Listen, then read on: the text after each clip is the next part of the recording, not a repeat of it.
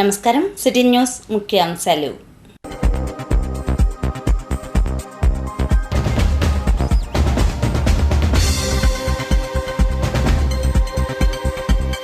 ఎయిమ్స్లో మహిళలకు ప్రత్యేక విభాగం, వివరాలు అందించిన వైద్యాధికారులు.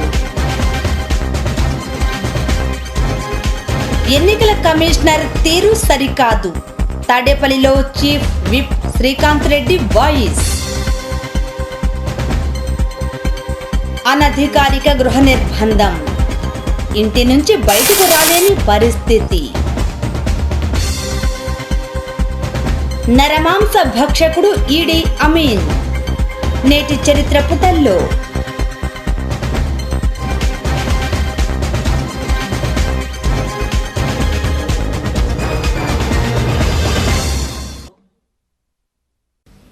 మంగళగిరి ఎయిమ్స్లో సమగ్ర రొమ్ము సంక్షేమ క్లినిక్ను ప్రారంభించారు. ఈ కార్యక్రమంలో AIIMS director doctor Mukesh Tripathi, medical superintendent doctor Rajesh Kakkar తదితరులు పాల్గొన్నారు. అనంతరం వారు మాట్లాడారు. అన్నీ ఒకచోట సౌలభ్యంగా పేషెంట్స్ కోసం ఏర్పాటు చేయబడింది. ఇక్కడ ముఖ్యంగా అన్ని డిపార్ట్మెంట్లు, general surgery department, radio diagnosis, pathology, psychiatry, community medicine, ఇలా 5 డిపార్ట్మెంట్లు కలిసి ఒకచోటే మీకు ఉండడం వల్ల పేషెంట్కి అన్ని చోట్ల తిరగకుండా ఒక చోటుకు వచ్చి స్క్రీనింగ్ దగ్గర నుంచి ఇన్వెస్టిగేషన్ చేయించుకొని, అలాగే దాని వ్యాధిని నిర్ధారించిన తర్వాత వాళ్ళకి అవసరమైన చికిత్సలు ఫేజ్ 2లో చేయబడుతుంది. దాంతోపాటు వాళ్ళ అవేర్నెస్ కోసం ఇక్కడ ప్రోగ్రామ్స్ కూడా కండక్ట్ చేయబడుతున్నాయి. వాళ్ళు ఎలా బ్రెస్ట్ క్యాన్సర్ని ప్రివెంట్ చేయొచ్చు, ఎలా తొందరగా గుర్తించవచ్చు అనేది ముఖ్యంగా ఫోకస్ చేయబడుతుంది. దీనివల్ల మనకు ఇప్పుడు ఇండియాలో ఉండే అతిపెద్ద కారణమైన క్యాన్సర్, బ్రెస్ట్ క్యాన్సర్ ఫస్ట్ వస్తుంది. దాని నివారణ కోసము మా డైరెక్టర్ గారి ప్రత్యేక శ్రద్ధతో ఇది ఫోకస్ చేయబడి ఇక్కడ ఈ విధంగా మేము ప్లాన్ చేయబడింది. ఇంతకుముందు ఇది ఇండియాలో చాలా చోట్ల ఉంది, కానీ ఆంధ్రప్రదేశ్లో మనం ఫస్ట్ టైం ఇక్కడ మనం స్టార్ట్ చేస్తున్నాము.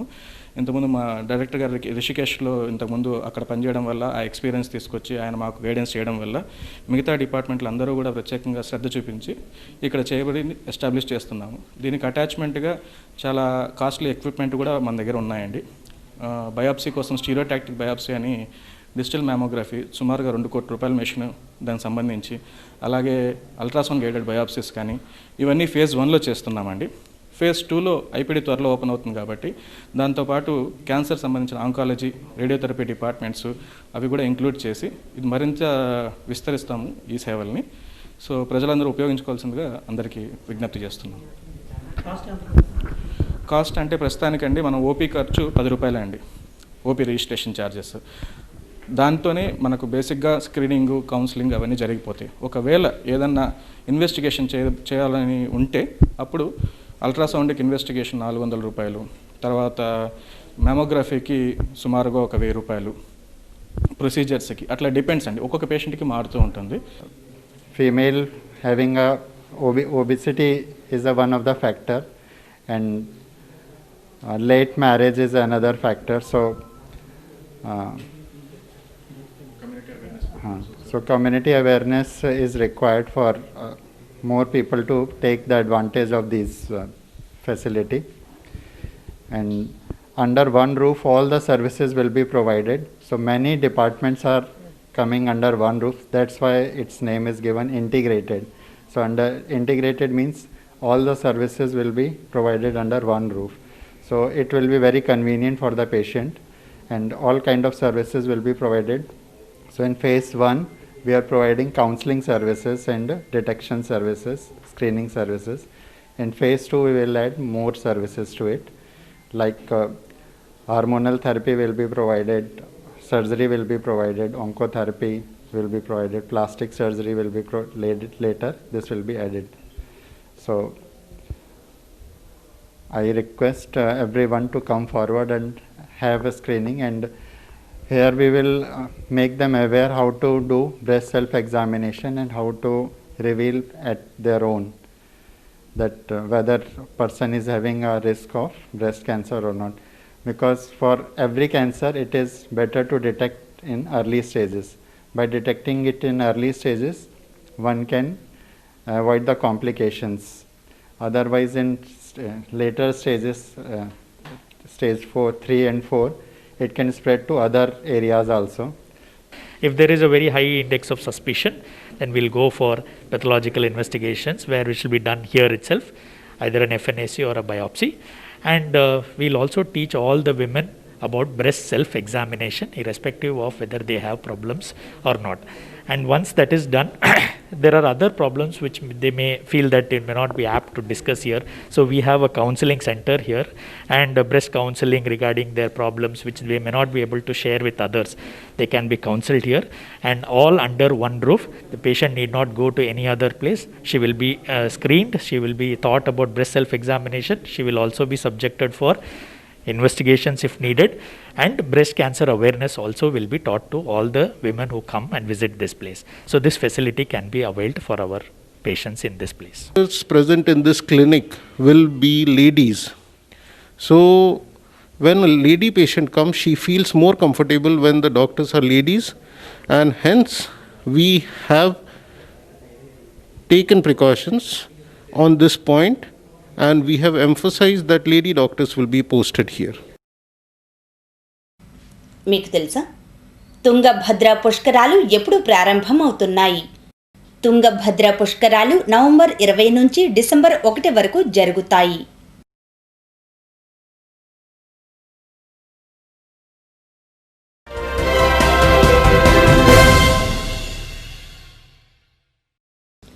మంగళగిరి ఏపీఎస్పీ 6వ బెటాలియన్ క్వార్టర్స్ సమీపాన ఉంటోన్న కొన్ని కుటుంబాలు గత కొన్ని సంవత్సరాలుగా తీవ్రమైన సమస్యను ఎదుర్కొంటున్నాయి.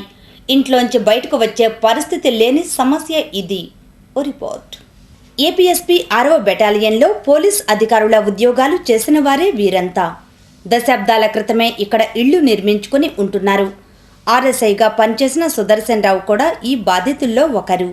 ప్రభుత్వ నిబంధనలు అన్నీ పాటిస్తూనే ఈ నివాసాలు నిర్మించుకున్నారు. కానీ గతంలో ఏపీఎస్పీ భద్రత నిమిత్తం కాంపౌండ్ చుట్టూ ఇనుపతీగ వేశారు. ఆ క్రమంలో కొన్ని నివాసాల గుమ్మం ముందే దారి లేకుండా ఇనుపతీగ అడ్డమైపోయింది. తమకు దారి చూపించాలని వీరు ప్రజాప్రతినిధులను, మున్సిపల్ రెవెన్యూ అధికారులను కోరినా ఎవరూ సీరియస్గా పట్టించుకోలేదు. దీంతో ఇటీవల ఇళ్ల ప్రక్కవారు ఇంతకాలం నడవడానికి అవకాశం ఇచ్చిన వారు కూడా తమ అవసరాల నిమిత్తం ఇటు నడవరాదని చెప్పేయడంతో వీరికి దారి పూర్తిగా మూసుకుపోయింది. కనీసం హాస్పిటల్కు వెళ్లాలన్నా ఇంట్లోంచి బయటకు రాలేని పరిస్థితి నెలకొని ఉంది. ఇకనైనా అధికారులు స్పందించాలని కోరుతున్నారు. ఈ నేపథ్యంలో బాధితుల్లో ఒకరైన రిటైర్డ్ ఆర్ఎస్ఐ సుదర్శన్ రావు సిటీ న్యూస్తో మాట్లాడారు. సుదర్శన్ రావు రిటైర్డ్ ఏఆర్ఎస్ఐని. 1972 నుంచి ఇక్కడే 97 వరకు ఉద్యోగం చేసి 97లో వారంటీ రిటైర్ తీసుకొని ఇక్కడే క్యాంప్కి ఎదురుగా ఉన్నటువంటి 167 సర్వే నెంబర్లో ఇల్లు కట్టుకున్నాను. 97 నుంచి 2003 వరకు ఈ దారి గుండా నడిచేవాళ్ళం, ఎటువంటి ఇబ్బంది లేకుండా.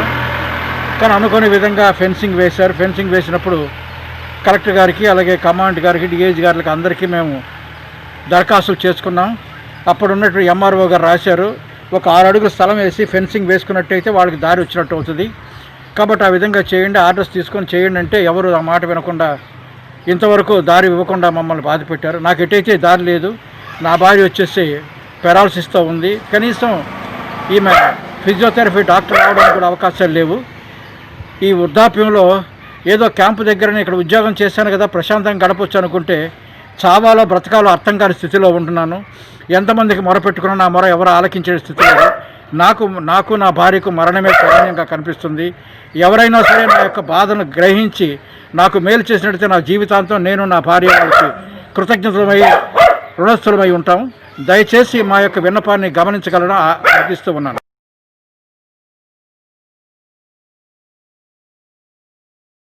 ఈనాటి మంచి మాట. ప్రొఫెషనల్ క్రికెట్లో బ్యాట్స్మెన్ హెల్మెట్ ధరించడాన్ని తప్పనిసరి చేయాలి. సచిన్ టెండూల్కర్.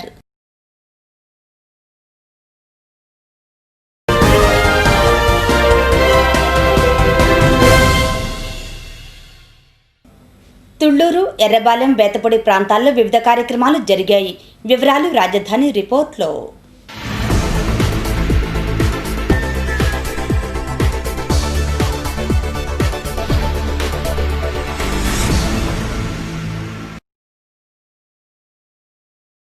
తుళ్లూరు సిఆర్డీఏ కార్యాలయం వద్ద పారిశుద్ధ్య కార్మికులు పెండింగ్లో ఉన్న జీతాల కోసం నిరసనలు వ్యక్తం చేశారు.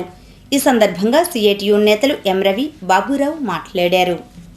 అనివార్యంగా ప్రభుత్వం, సిఆర్డీ అధికారులు, ఏజెన్సీ, ప్రజాప్రతినిధులు నిర్లక్ష్యంగా వ్యవహరించడం వల్ల గత్యంతరం లేని పరిస్థితుల్లో సమ్మెకు దిగాల్సి వచ్చింది. 7.5 నెలల నుంచి పారిశుద్ధ్య కార్మికులకి ఎస్కేవలి ఎంటర్ప్రైజెస్ అనే సంస్థ, ఎలైట్ అనే సంస్థ జీతాలు చెల్లించకుండా కరోనా టైంలో, లాక్డౌన్ సమయంలో గాడిద చాకరీ చేయించారు, వెట్టి చాకరీ చేయించారు. వాళ్ళకి రూపాయి జీతం ఇవ్వలేదు. అదేమని అడిగితే బెదిరింపులకు దిగుతూ ఉన్నారు. జీతాలు అడిగితే పని నుండి తొలగిస్తామని బెదిరిస్తూ ఉన్నారు. ఇది సరైంది కాదని చెప్పి రాజధాని ఏరియా పారిశుద్ధ్య కార్మికుల సంఘంగా హెచ్చరిస్తూ ఉన్నాం. మేము అడుగుతూ ఉన్నాం, రాజ్యాంగంలోని ఆర్టికల్ 23 ప్రకారం ఎట్టి చాకరీ చేయించడం నేరమా కాదా? జీతాలు ఇవ్వకుండా బెదిరించడం నేరమా కాదా? అయినా మీరు ఎట్టి చాకరీ చేపిస్తూ ఉన్నారు, బెదిరిస్తూ ఉన్నారు, జీతాలు ఇవ్వటం లేదు. పైగా మనుషుల్ని యంత్రాల్లాగా చూస్తూ ఉన్నారు. మానవుల్ని మనుషుల్లాగా చూడకుండా యంత్రాలలాగా చూస్తే ఐపీసీ 370 ప్రకారం అది నేరమా కాదా అని చెప్పి మేము అడుగుతూ ఉన్నాం. అదేవిధంగా రాజ్యాంగంలో 47 ఆర్టికల్ ప్రకారం ప్రజలందరికీ పౌష్టికాహారం అందించాలని చెప్పి పాలకులు ప్రమాణాలు చేశారు. రాజధానిలో 7.5 నెలల నుంచి పారిశుద్ధ్య కార్మికులు తిన్నా తినకపోయినా కరోనా టైంలో వదిలేస్తారా అని చెప్పి నేను అడుగుతా ఉన్నా.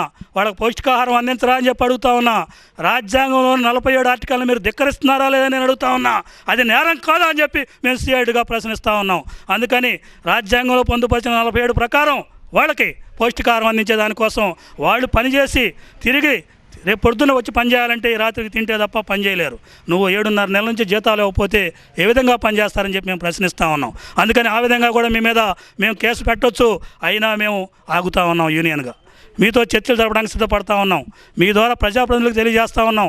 మంగళగిరి ఎమ్మెల్యే గారికి అర్జీ ఇచ్చాం, తాడికొండ ఎమ్మెల్యే గారికి అర్జీ ఇచ్చాం, కమిషనర్ గారికి అర్జీ ఇచ్చాం, గ్రామాల్లో పెద్దలకు 150 మందికి అర్జీలు ఇచ్చాం. ఒక్కళ్ళకి కాదు, ఇద్దరు కాదు. ఆ పార్టీ ఈ పార్టీ అని కాకుండా గ్రామంలో పెద్దలు ఎవరుంటే వాళ్ళకి, అయ్యా మా కష్టాలు ఇదిగో మా ఆకలియాత్ర, మాకు కడుపులు నిండట్లేదు, రోడ్డు మీద పడ్డాం, మా సమస్య పరిష్కరించండి అని చెప్పి ఆకలియాత్ర పెట్టి గ్రామాల్లో 150 మంది పెద్దలకు అర్జీలు ఇచ్చాం. తుళ్లూరులో కరోనా నియమ నిబంధనల మేరకు స్కూల్స్ నిర్వహిస్తున్నారు. ఈ మేరకు ఎంఈఓ కోటేశ్వరరావు కొన్ని వివరాలు మీడియాకు అందించారు. ఎందుకని ఈ సర్ఫేస్ మీద చాలా ఏమంటే వైరస్ ఉంటాయి, క్రిములు ఉంటాయి కనుక మనం చేయబెట్టే అవి పోయి మన మొత్తం బాడీ మొత్తం అవుతూ ఉంటాయి అవి. ఇదిలా ఉండగా ఎర్రబాలెంలో 3 రాజధానులకు వ్యతిరేకంగా నిరసనలు కొనసాగుతున్నాయి. ఈ సందర్భంగా పలువురు మాట్లాడారు. దీక్షా కార్యక్రమానికి మరి గత 323 రోజులుగా కొనసాగుతూ ఉంది. మరి ఈ ప్రాంతంలో ఉన్న మంత్రులు కానీ, ఎమ్మెల్యేలు కానీ, ఎంపీలు కానీ కనీసం మరి వైఎస్ రాజశేఖర రెడ్డి గారి టైంలో మరి వారు నక్సలైట్లను కూడా పిలిచి చర్చలు జరిపిన పరిస్థితి. మరి వారి యొక్క తనయుడైన జగన్మోహన్ రెడ్డి గారు గత ఇన్ని రోజులుగా రైతులు దీక్ష చేస్తూ ఉంటే కనీసం ఇక్కడ ఏం జరుగుతుంది, వీళ్ళు ఎందుకు చేస్తూ ఉన్నారు, కనీసం వారితో చర్చలు జరిపే పరిస్థితి కూడా ఈ గవర్నమెంట్కి లేదు. దయచేసి జగన్మోహన్ రెడ్డి గారు మీరు తీసుకున్న నిర్ణయాల్ని వెనక్కు తీసుకునే వరకు ఈ యొక్క పోరాటం కొనసాగుతుందని 151 మంది ఎమ్మెల్యేలు ఉన్నారు. నేను ఏది చెబితే అది శాసనం అని చెప్పి మీరు చేస్తూ ఉన్నారు. మరి అంబేద్కర్ గారు రచించిన రాజ్యాంగానికి విరుద్ధంగా మీరు తీసుకొచ్చిన జీవోలను కొన్ని జీవోలను దాదాపు 80 జీవోలను ఈ రోజున సుప్రీంకోర్టులు, హైకోర్టులు తప్పుపడతా ఉన్నాయి. దయచేసి జగన్మోహన్ రెడ్డి గారు మీరు ఈ 3 రాజధానులను విరమించుకునే వరకు మా యొక్క పోరాటం కొనసాగుతూ ఉందని తెలియజేస్తూ ఉన్నాం. జై అమరావతి, జై జై అమరావతి. బేతపొడిలో 3 రాజధానులకు వ్యతిరేకంగా నిరసనలు కొనసాగుతున్నాయి. ఈ సందర్భంగా పలువురు మాట్లాడారు. జగన్మోహన్ రెడ్డి గారు ఏమనుకుంటున్నారంటే ఇది 29 గ్రామాల సమస్య, ఒక 30,000 మంది సమస్య అనుకుంటున్నారండి. కాదు, ఇది 13 జిల్లాల సమస్య. రాజధాని అనేది 13 జిల్లాలకు ఉపయోగపడేది, మా యొక్క 29 గ్రామాలకు ఉపయోగపడదండి. ఎందుకంటే డెవలప్ అయితే జాబులు వస్తాయి, కంపెనీలు వస్తాయి, డెవలప్ అవుద్ది. ఏడొచ్చే నిధులటువంటిది రాష్ట్రం మొత్తం కూడా మనం డెవలప్ చేసుకోవడానికి అవకాశం ఉంటుంది. ఇదే తప్పు 2011లో కాంగ్రెస్ పార్టీ ఒక తప్పు చేసిందండి. పోతే పోయింది, తెలంగాణ పోయింది, ఆంధ్రప్రదేశ్ పోయింది, మనకు తెలంగాణ వస్తుంది, 28 రాష్ట్రాలు మన కింద ఉంటే ఒక రాష్ట్రమే పోయిద్ది అని చెప్పి మన రాష్ట్రాన్ని, తెలంగాణని అడ్డగోలుగా చీల్చింది. దాని పరిణామం ఇవాళ కాంగ్రెస్ పార్టీకి ఏమైందో మనందరం చూస్తున్నామండి. ఇప్పుడు 10 సంవత్సరాల నుంచి వాళ్ళు అధికారం కోల్పోయారు. రాబోయే రోజుల్లో వాళ్ళు అధికారంలోకి వస్తారో రాదో కూడా వాళ్ళకి తెలియని పరిస్థితి. అదేవిధంగా జగన్మోహన్ రెడ్డి గారు కూడా పోతే పోయింది 2 ఎమ్మెల్యే సీట్లు, లేదంటే 2 జిల్లాలు పోతాయి, 11 జిల్లాలు న్యాయమేనని భ్రమ కలలుగా అంటున్నారండి పడుకొని.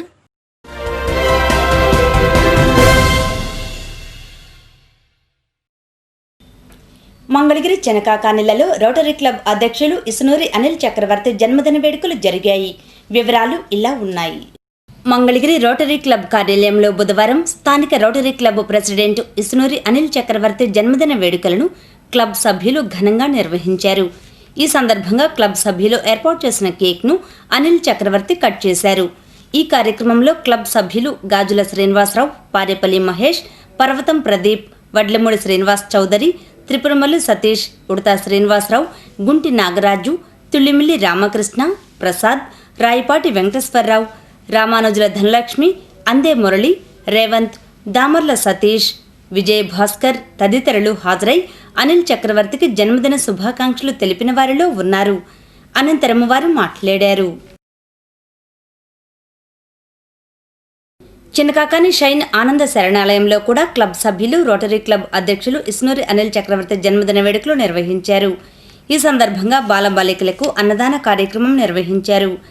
ఈ సందర్భంగా కేక్ కట్ చేశారు. ఈ కార్యక్రమంలో అనిల్ చక్రవర్తి, క్లబ్ ప్రతినిధులు గాజుల శ్రీనివాసరావు, పారేపల్లి మహేష్, త్రిపురమల్లు సతీష్ తదితరులు పాల్గొన్నారు. అనంతరం వారు మాట్లాడారు. అనిల్ చక్రవర్తి గారికి జన్మదిన శుభాకాంక్షలు.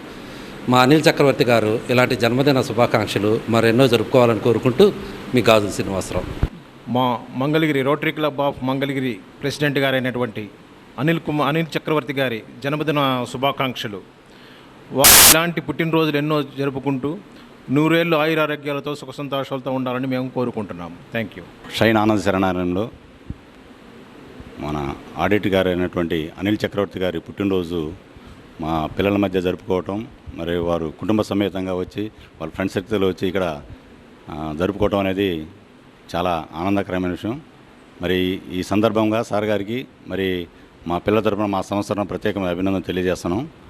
మన అనిల్ చక్రవర్తి గారు మేము లాక్డౌన్ ఉన్న టైంలో మాకు ఎంతో మా పిల్లలకి ఫలానా అవసరం సార్ అనగానే మాకు ఎటువంటి ఇబ్బంది లేకుండా మరి లాక్డౌన్ టైంలో బియ్యం కానివ్వండి, పిల్లలకి సోప్స్ కానివ్వండి, సరుపు కానివ్వండి, నిత్యావసర అవసరాలు ఏదైతే అవసరం ఉన్నాయో అవన్నీ తీసుకొచ్చి మాకు వెన్నంటూ నిలిచి మా ఈ లాక్డౌన్లో ఎంతో సహాయం చేశారు. 50వ పుట్టినరోజు యాక్చువల్గా నా 50 ఏళ్ల జీవితంలో ఈ బర్త్డే సెలబ్రేట్ చేసుకోవడం అనేది ఇదే మొదటిసారి. ఇది కూడా మా రోటరీ మిత్రులు ఏర్పాటు చేసినటువంటి ఈ బర్త్డే సెలబ్రేషన్స్ ఈ షైన్ ఆనంద్ ఆశ్రమంలో ఈ పిల్లలతో కలిసి జరుపుకోవడం అనేది నాకు చాలా ఆనందంగా ఉంది. నాకు శుభాకాంక్షలు తెలిపిన మిత్రులందరికీ కూడా ధన్యవాదాలు తెలుపుతా ఉన్నాను. తాడేపల్లి మున్సిపల్ కార్యాలయం ఎదుట పారిశుద్ధ్య కార్మికుల సమస్యలపై ఏఐటీయూసీ, సిఐటియు, వైఎస్ఆర్టీయూసీ ఆధ్వర్యాన ధర్నా నిర్వహించారు. ఈ కార్యక్రమంలో నాయకులు దుర్గారావు, ప్రభాకర్, వెంకటయ్య పాల్గొన్నారు. అనంతరం వారు మాట్లాడారు. ఇప్పటికే కరోనా కష్టాల్లో కొత్త కార్మికులు పెట్టారు. మీరు కొత్త కార్మికులు అనేక మంది పెట్టుకున్నారు. 3-4 నెలలుగా వాళ్ళ జీతాలు లేవు. వాళ్ళకి ఇస్తున్న జీతం ఎంత అండి? 12,000 రూపాయలు. ఆ 12,000 రూపాయలు కూడా మీరు సకాలంలో ఇవ్వకుండా 3-4 నెలలుగా జీతాలు ఇవ్వకపోతే ఏమి తిని మీకు చాకరీ చేయాలి ఆయన? మేము మా కొంపలో తిని మీ ఇంట్లో ఊడవాలా? మేము మా బిడ్డలో మా పిల్లలు పస్తులు పెట్టుకొని మీకు గొడ్డు చాకరీ చేయాలా? మేము సిగ్గుందని అడుగుతా ఉన్నాం మిమ్మల్ని. 3 నెలలుగా హెల్త్ అలవెన్స్ లేదు, 3 నెలలుగా జీతాలు లేవు. సంవత్సరం కాలంగా కొబ్బరి నూనె, సబ్బులు, చెప్పులు ఇవ్వకపోవటం దుర్మార్గమైన విషయం. మేము డిమాండ్ చేస్తున్నాం. ఎమ్మెల్యే గారు జోక్యం చేసుకొని నిన్న సత్యనపల్లిలో 2 రోజులు సమ్మె చేస్తేనే గచ్చంతర్లకి ఇచ్చారు. అక్కడ ఎమ్మెల్యే గారు జోక్యం చేస్తున్నారు. మేము ఆళ్ళ రామకృష్ణారెడ్డి గారికి తెలియజేస్తా ఉన్నాం, గౌరవనీయులైనటువంటి ఎమ్మెల్యే గారు తమరు జోక్యం చేసుకొని తాడేపల్లి మున్సిపల్ పారిశుద్ధ్య కార్మికులకు రావాల్సినటువంటి సబ్బులు, కొబ్బరి నూనె, చెప్పులు, యూనిఫామ్, మాస్కులు, ప్రాథమికమైనటువంటి అవసరాలని ఇప్పించమని మేము కోరుతూ ఉన్నాం. జీతాలు, అలవెన్సులు, స్టేట్ పాలసీ మ్యాటరు అయినా కూడా రాష్ట్ర ముఖ్యమంత్రి గారు జోక్యం చేసుకొని జీతాలు వెంటనే ఇవ్వాలని చెప్పేసి ఉభయ పక్షాలు ఈరోజు సిఐటి ఒకటే కాదు వైఎస్ఆర్ ట్రేడ్ యూనియన్ కూడా మానవతావాదంతో కార్మిక వర్గ తుఫాన్తో రోజున ఈ ఆందోళనలో పాల్గొన్నారు. ఏఐటీసీ వారు పాల్గొన్నారు. వారందరికీ ధన్యవాదాలు తెలియజేస్తా ఉన్నాం. వెంటనే మున్సిపల్ అధికారులు జోక్యం చేసుకొని ఈ మున్సిపల్ కార్మికుల డిమాండ్లు పరిష్కారం చేయాలని కోరుతాను. దేని సందర్భంగా ఈ నిరసన కార్యక్రమం చేపట్టింది? ఇక్కడ పాలనా వ్యవస్థ లేకపోవడం వల్ల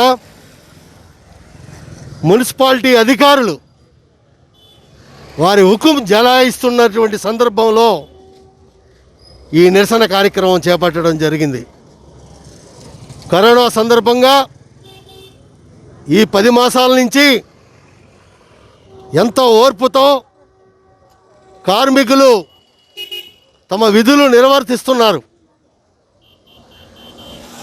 అయినా సరే వాళ్ళ ఆరోగ్యరీత్యా తీసుకోవలసినటువంటి జాగ్రత్తలు, సబ్బులు, నూనెలు, చెప్పులు, బ్లౌజ్, యూనిఫారం ఇలాంటివన్నీ కూడా సప్లై చేయవలసినటువంటి అవసరం మున్సిపాలిటీకి ఎంతైనా ఉంది.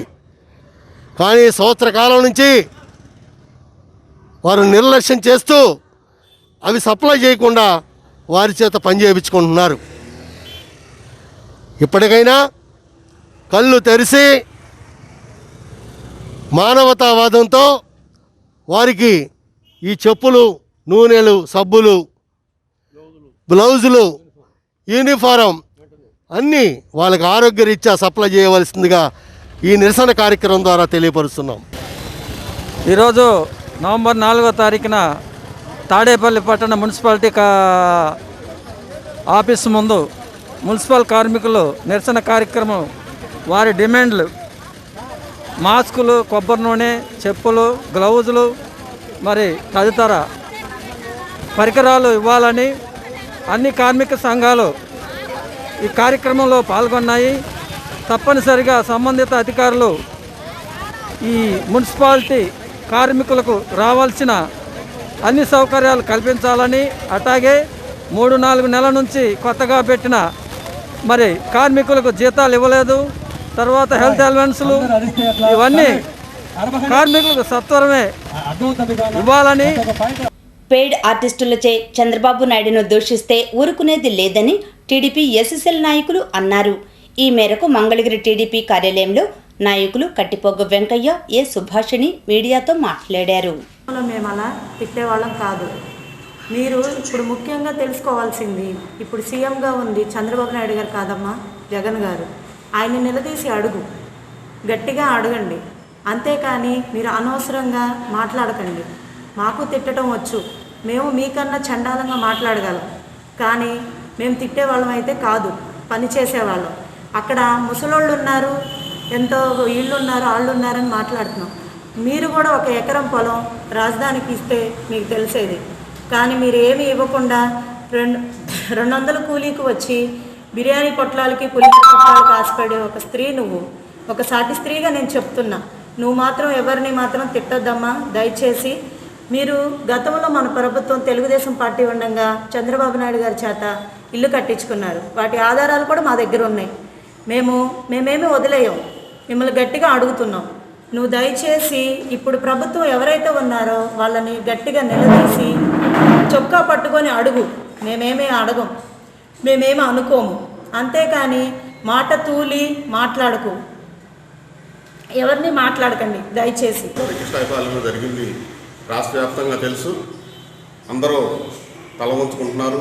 ఎస్సీల మీదే ఎస్సీ అట్రాసిటీ కేసు పెట్టించాడంటే సురేష్ గారు ఎంత హుందాగా వ్యవహరిస్తున్నారో చూడండి. వీళ్ళకి సపోర్టుగా గుంటూరు నుంచి ఒక నవ్యాంధ్ర ఎంఆర్బిఎస్ అని పెట్టుకొని ఆయన ఇక్కడ శవాకులు వెళ్తున్నాడు చంద్రబాబు గారి మీద. ఆయన చరిత్ర ఏందో ఆయన ఒకళ్ళు ఎంత తిరిగి చూసుకోమా. వెంగళాయపాలెంలో పేదలకని చెప్పి ఇల్లు ఇప్పిస్తున్నానని చెప్పి ఆ ఇళ్ళని ఆక్రమించి క్రిమినల్ కేసులు పెట్టించుకున్న ఆయన ఈ గుంటూరు నవ్యాంధ్ర ఎంఆర్బిఎస్ అధ్యక్షుడు. ఆయన ఇక్కడ నిధులు చెబుతున్నాడు. ఆయన కేసులు మాఫీ చేసుకోవడం కోసం నందిగం సురేష్ గారి చుట్టూ తిరుగుతున్నాడు. సురేష్ గారు బాపట్ల ఎంపీ గారు అయితే ఆయన దగ్గరికి వెళ్ళి ఆయన శిబిరంలో కూర్చొని మీరు మాట్లాడుతున్నారు. మరి మీరు ఈ నియోజకవర్గం సంబంధించిన వాళ్ళైతే ఇక్కడ కూర్చొని మాట్లాడాలి. మంగళగిరి నియోజకవర్గం గురించి మాట్లాడడం మంగళగిరిలో మాట్లాడుకోకుండా మీరు వేరే ప్రాంతాల్లో కూర్చొని మాట్లాడతారంటే మీ పార్టీలో మీకున్న గౌరవం, మీకున్న విలువ ఏంటో మాకు అర్థమవుతుంది. మీరు 3 రాజధానులు కావాలనుకుంటే రాజధాని ఉద్యమం చేయాల్సింది ఇక్కడ కాదు. మీరు వైసీపీకి సంబంధించినటువంటి నాయకులు ఎవరైనా ఉంటే వెళ్ళి కర్నూలులోను అదేవిధంగా విశాఖపట్నంలోనూ మీరు ఉద్యమాలు చేయండి. అక్కడ ఎన్నెన్ని ముఖ్యమంత్రి గారు మీరు 3 సార్లు ఇట్లా ఎన్నోసార్లు చెప్పేసి మీరు మాటలు తప్పుతున్నారు. మరి 3 రాజధానులు కావాలనుకున్నప్పుడు మీరు ఏర్పాటు చేయాలి కదా. ఒక ముఖ్యమంత్రి మాట ఇచ్చావు, ఆ మాట ఎందుకు నెరవేర్చుకోలేకపోతామని చెప్పేసి మీరు ప్రశ్నించాలి కానీ లేదా ఆయన నిలదీయాలి. మీకు దమ్ము ధైర్యం ఉంటే ముఖ్యమంత్రి గారి ఇంటి ఎదురు కూర్చొని వెళ్ళి ధర్నా చేయండి. ఏంటంటే 3 రాజధానులు ఎప్పుడు కడతారని అడగండి. అదేవిధంగా మా గిళ్ళ స్థలాలు ఎప్పుడు ఇస్తారని అడగాలి. ఆయన ఉగాదికి ఇస్తా అన్నాడు, సంక్రాంతికి ఇస్తా అన్నాడు. ఇట్లా మాటలు మార్చుకుంటూ వెళ్ళిపోతున్న ఒక ముఖ్యమంత్రి నిలదీయడం చేతగాక ఇప్పుడు ముఖ్యమంత్రి ఎవరు అనుకున్నారు? మీరు చంద్రబాబు అనుకున్నారా లేకపోతే జగన్మోహన్ రెడ్డి గారు ఉన్నారా? జగన్మోహన్ రెడ్డి గారు ముఖ్యమంత్రి కాబట్టి ఆయన ఇంటికి ఆయన నిలదీయండి మాకు ఇళ్ల స్థలాలు కావాలని చెప్పేసి. ఇంగ్లీష్ మీడియం కావాలన్నారు. ఎవడొస్తున్నాడు ఈ ఇంగ్లీష్ మీడియాన్ని? ఇంగ్లీష్ మీడియం ప్రవేశపెట్టమని మేమే ప్రవేశపెట్టాం తెలుగుదేశం పార్టీగా.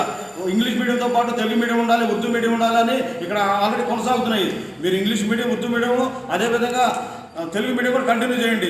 అలా కాకుండా తెలుగు మీడియం రద్దు చేసేసి ఇంగ్లీష్ మీడియం కొనసాగించడం అనేది ఇక్కడ తెలుగుదేశంలో ఇది తెలుగు రాష్ట్రంలో సాధ్యమయ్యే పనేనా? అది ఒప్పుకుంటారా? అది రాజ్యాంగ విరుద్ధం కదా? కోర్టులు కొట్టేయలేదా?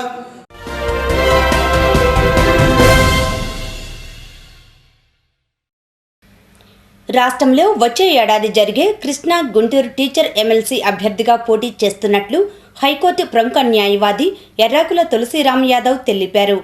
ఈ మేరకు మంగళగిరిలో బుధవారం వైటీఆర్ ట్రస్ట్ భవన్లో జరిగిన మీడియా సమావేశంలో ఆయన మాట్లాడారు. నేను ఎర్రాకుల తులసిరామ్ యాదవ్, హైకోర్టు న్యాయవాదిని. గతంలో 2009లో సమాజ్వాదీ పార్టీ తరపు నుంచి గుంటూరు ఎంపీగా పోటీ చేసి ఉన్నాను. ఇప్పుడు మంగళగిరి కేంద్రంగా రాష్ట్ర వ్యాప్తంగా ఈరోజు సామాజిక న్యాయ వేదిక సోషల్ జస్టిస్ ఫోరం అనే ఒక సంస్థతోటి ఈ వైటీఆర్ ట్రస్ట్ భవన్ వేదికగా బడుగు బలహీన వర్గాల అభివృద్ధికి కృషి చేయాలని ఒక కార్యక్రమం తీసుకోవడం జరిగింది. ఆ కార్యక్రమంలో భాగంగా మరి ఎంతోమంది ఉపాధ్యాయులు, అధ్యాపకులు కోరిక మేరకు 27 సంఘాలు, ఈరోజు సంఘాలకు చెందిన ఉపాధ్యాయుల, అధ్యాపకులు మన వాణిని మనం వినిపించాలి, బడుగు బలహీన వర్గాల్లో మేధావులు లేరా మరి అనే ఉద్దేశంతో వారందరూ సూచన సలహా మేరకు ఈరోజు గుంటూరు, కృష్ణా జిల్లాల్లో ఉన్న అధ్యాపకులు, ఉపాధ్యాయుల సూచన మేరకు మేము ఈరోజు పోటీ చేయడానికి ముందుకొచ్చాం. ఈ సందర్భంగా తొలిసారి ప్రెస్ మీట్ ఏర్పాటు చేసి మంగళగిరిలో స్టార్ట్ చేస్తున్నాం. దానికి మీ అందరూ మీడియా వారి పూర్తి సహకారం కావాలని, మీ అందరూ ఇక్కడికి ఇచ్చేసినందుకు మీకు ప్రత్యేకంగా ధన్యవాదాలు కూడా. బీహార్లో తేజస్వి యాదవ్ విజయాన్ని కాంక్షిస్తూ మంగళగిరిలో బుధవారం శ్రీకృష్ణునికి ఏపీ యాదవ సంఘం ఆధ్వర్యాన పూజలు నిర్వహించారు. ఈ కార్యక్రమంలో నాయకులు కుర్రా శ్రీనివాసరావు, గొడ్డటి సత్యనారాయణ, ప్రసాద్, తాడిబోయిన వెంకటేశ్వరరావు, అంగిరేకుల విజయ్ కుమార్ తదితరులు పాల్గొన్నారు. అనంతరం వారు మాట్లాడారు. ఈ నెలలో బీహార్లో జరిగినటువంటి ఎన్నికల్లో మరలా 9వ తారీఖు బీహార్లో జరిగేటువంటి ఎలక్షన్లో లాలూ ప్రసాద్ యాదవ్ కుమారుడు తేజస్వి యాదవ్ అత్యధిక మెజార్టీతో విజయం సాధించాలని ఆంధ్రప్రదేశ్ యాదవ్ సంఘం ఆకాంక్షిస్తూ రాష్ట్రంలో చాలా ప్రదేశాల్లో కృష్ణ భగవానికి పూజలు చేయడం జరుగుతూ ఉంది.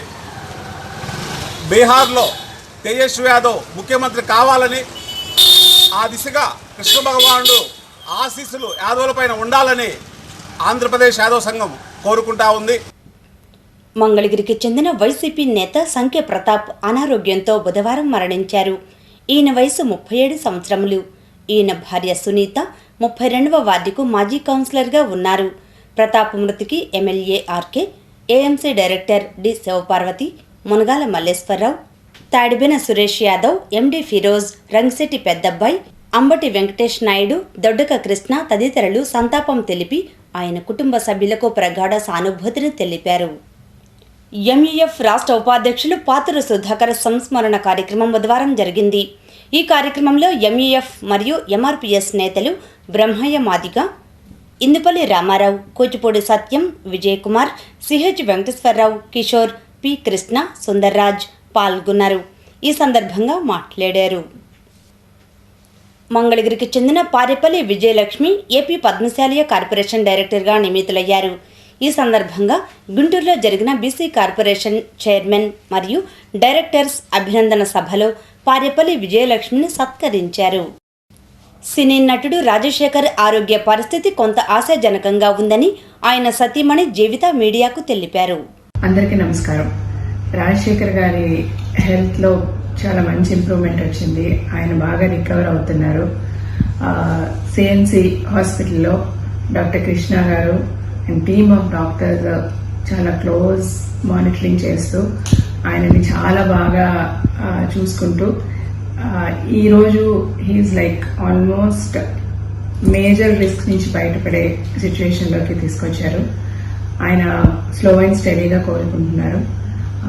త్వరలో ఐసీయూ నుంచి కూడా బయటకు వచ్చేస్తాము. రాజశేఖర్ గారు వెంటిలేటర్ మీద ఉన్నారు అన్న ఒక న్యూస్ కూడా స్ప్రెడ్ అవుతుంది. ఆయన ఏ రోజు వెంటిలేటర్ మీద లేరు. అంటే ఆయన చాలా క్రిటికల్ సిచ్యువేషన్కి వెళ్ళారు. డెఫినెట్గా చాలా సీరియస్ స్టేట్ నుంచి బయటకు వచ్చారు. కానీ బట్ వెంటిలేటర్లో లేరు. నాన్ ఇన్వేసివ్ వెంటిలేటర్ అని బయట ఎక్స్టర్నల్ సపోర్ట్ ఆఫ్ ఆక్సిజన్తోనే ఆయన ఉన్నారు. ఇప్పుడు మెల్లిమెల్లిగా ఆక్సిజన్ సపోర్ట్ తగ్గిస్తూ ఆయనకి ట్రీట్మెంట్ జరుగుతుంది. త్వరలో ఆయన ఐసీయూ నుంచి బయటకు వచ్చేస్తారు. ఈ సిచ్యువేషన్ ఈరోజు మేము ఇలాగెంత ధైర్యంగా మీ అందరి ముందు వచ్చి నేను మాట్లాడగలుగుతున్న దానికి కారణం friends, well wishers, colleagues, family, especially fans ఎంతోమంది మీరందరూ మనస్ఫూర్తిగా రాజశేఖర్ గారి గురించి చేసిన ప్రేయర్స్.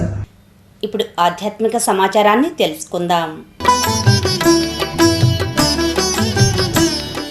మంగళగిరికి చెందిన గ్రేస్ థియోలాజికల్ కాలేజ్ ఆధ్వర్యంలో senate of Serampore university Calcutta వారి అసోసియేషన్ సహకారంతో ఆధ్యాత్మిక విద్యా తరగతులను ఇక్కడ నిర్వహిస్తున్నారు. ఈ వేదాంత విద్యను అభ్యసించిన 167 మందికి బుధవారం మంగళగిరిలో ఏర్పాటు చేసిన డిగ్రీ ప్రధానోత్సవ సభలో సర్టిఫికేట్స్ అందజేశారు. ఈ మేరకు నిర్వాహకులు రెవరెండ్ వి సంజయ్ రాజేష్ ఈ కార్యక్రమానికి నేతృత్వం వహించి చర్చ్ లీడర్షిప్ ట్రైనింగ్ అవార్డుల కార్యక్రమాన్ని నిర్వహించారు. ఇంకా ఈ కార్యక్రమానికి Serampore university secretary reverend doctor Tatapudi Matthew Emmanuel, వివిధ ఆధ్యాత్మిక సంస్థలకు చెందిన reverend M Salman Raj, reverend K Vivekanand, reverend K Michael Brown, Y Jeevan Babu హాజరయ్యారు. ప్రోగ్రాం కన్వీనర్గా ఎం వందన కుమార్ వ్యవహరించారు. ఈ సందర్భంగా వివిధ ఆధ్యాత్మిక కోర్సులు, బైబిల్ ట్రైనింగ్ అడ్మిషన్స్కు సంబంధించి కూడా సహకారం అందించారు. బ్యాంక్ కాలనీలోని నళిని మెమోరియల్ బాప్టిస్టులో సంప్రదించవచ్చునని తెలిపారు. వార్తలు ముగించే ముందు ముఖ్యాంశాలు మరోసారి.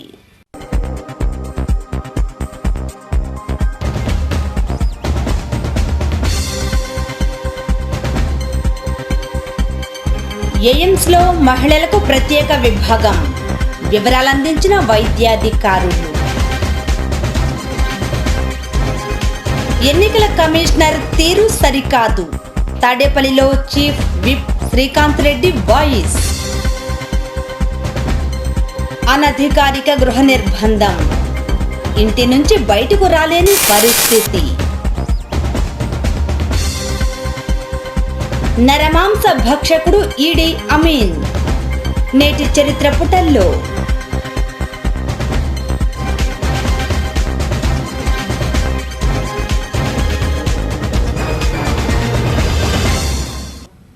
ఈ వార్తలందరితో సమాప్తం. మళ్ళీ ప్రసారమయ్యే సిటీ న్యూస్లో కలుసుకుందాం. అంతవరకు సెలవు. నమస్కారం.